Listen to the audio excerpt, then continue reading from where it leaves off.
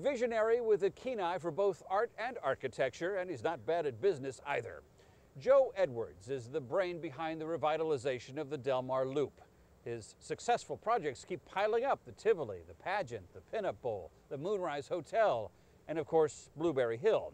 Pretty soon you might be able to once again hop a streetcar in St. Louis thanks to one of Joe's newest projects.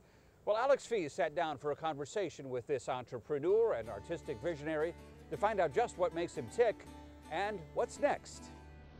I just like creating places where people enjoy themselves. I think everybody is happier in a way if they're smiling. And Joe Edwards has plenty to smile about. Thanks to him, a once declining urban neighborhood has been transformed into a vibrant entertainment district. The passion for building and acquiring things came early for this renovator. He was an avid collector, even as a young child.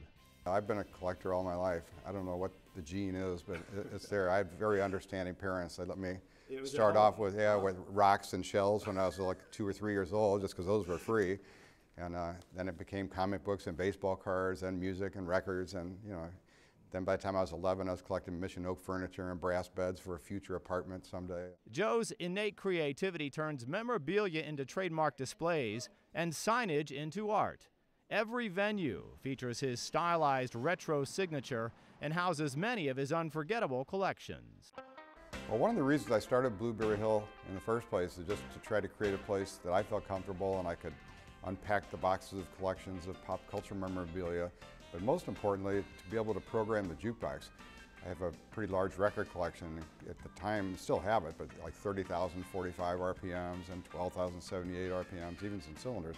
And to be able to program the jukebox and religiously change it every 2 weeks, it became quite a draw for the region and became named one of the best jukebox in the United States by Billboard magazine and best in the world by the BBC in England. In the early years at Blueberry Hill, John Goodman and his friends lived in Afton, St. Louis County.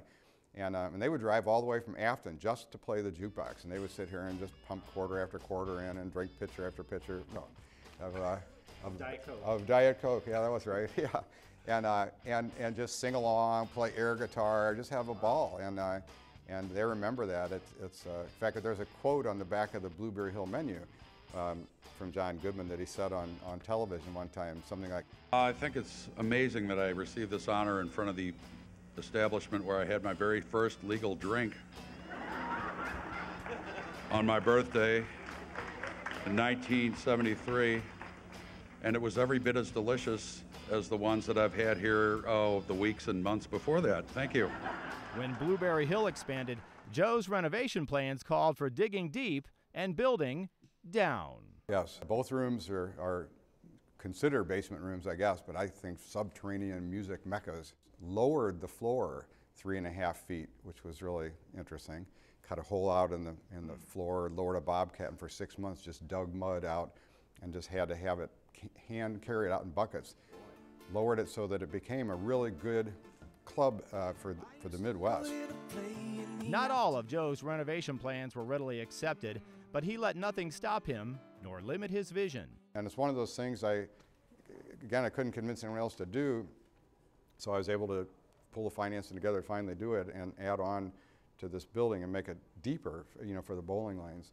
Well, I always felt that if I could create a really, really good martini lounge that happened to have bowling, and it really worked. Another challenging development that worked well was the Tivoli. I just hated to see the last neighborhood theater in this area go. Renovating the Tivoli in a first-class way was really important to me, I think, and that's why I couldn't get anyone to go in as partners on that. Joe's first-class approach turned out to be a success for the Tivoli. With the pageant build, Joe Edwards and his partner, Pat Hagan, were faced with huge financial and location risks. One thing I felt it would need something pretty big, because those blocks were kind of, and had been in decline, to be pretty polite about it, but to fill in a big gaping hole in the streetscape, but also to build a place that St. Louis had not seen before. And as a great example of that, there was no concert venue in the 2,000 capacity size, and that's why I decided to build a pageant building east of Skinker, for one thing, to extend the vitality of the loop into the city of St. Louis. And the pageant did just that. In fact, it's one of the top 5 concert venues in the U.S. It also spawned new developments, including the Moonrise Hotel, with a fitting view from the top. All I ever try to do is look at things in a practical way and observe and digest and then figure out what would really be good for the loop. In the future, the star-studded St. Louis Walk of Fame, also founded by Joe Edwards, may be viewed from a trolley car. And the loop would be the logical place to start it out. Go down Delmar to Bolivar, south onto Bolivar, just inside Forest Park, and circle the Missouri History Museum, and connect the 12 million visitors to Forest Park with a loop, and that'd be a great thing for all of St. Louis. So before long, when we're hopping a trolley car near the Tivoli Theater, riding past the pageant and Moonrise Hotel to an event in Forest Park, we can give a nod of thanks to this man, definitely no ordinary Joe.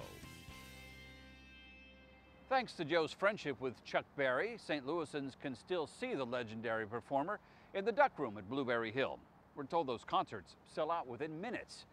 Meanwhile, Joe continues to nurture new musical talent in the region. You'll find a link to Blueberry Hill on our website, hectv.org.